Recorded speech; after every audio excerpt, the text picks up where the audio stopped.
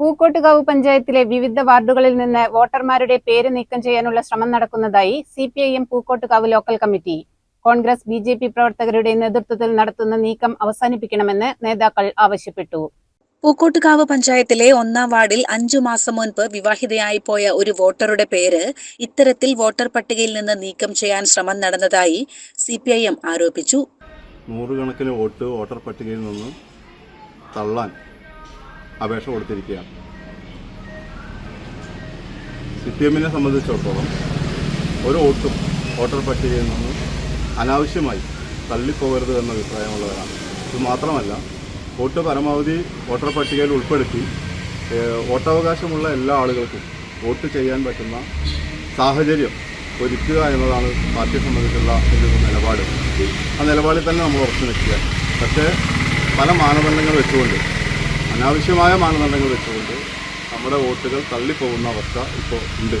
വിവാഹം കഴിഞ്ഞു എന്നതൊന്നും വോട്ട് തള്ളിപ്പോകാൻ മാനദണ്ഡമല്ല.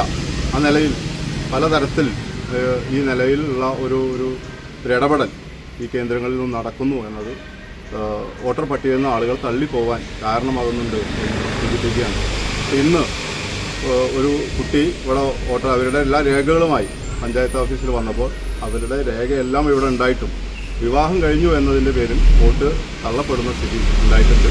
ഇത് ആവർത്തിക്കാൻ കഴിയില്ല എന്ന നിലയ്ക്കാണ് നമ്മൾ ഇടപെടുന്നത്. 1-ാം വാർഡിൽ ഏകദേശം 76 വോട്ടുകളും 9-ാം വാർഡ്, 14-ാം വാർഡ്, 2-ാം വാർഡ്, 6-ാം വാർഡ് എന്നിവിടങ്ങളിലെ വോട്ടർമാരുടെയും പേരുകൾ നീക്കം ചെയ്തിട്ടുണ്ടെന്ന് CPIM നേതാക്കൾ പറഞ്ഞു. വോട്ടർ പട്ടികയിലുള്ള ആളുകളുടെ പേര് ഒഴിവാക്കാനാണോ ആവേശം കാണിക്കേണ്ടത്?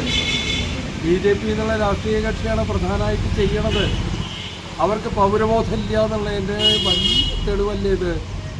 കല്യാണം കഴിഞ്ഞു. ഇപ്പോൾ വിനു നേരത്തെ സംസാരിച്ചു. വിനുവിൻ്റെ കുട്ടിയുടെ കല്യാണം കഴിഞ്ഞിട്ട് 5 മാസമായിട്ടുള്ളൂ. അപ്പോഴേക്കേ തള്ളിക്കളയണം. ആ കുട്ടിയുടെ റേഷൻ കാർഡിൽ പേരിതാ.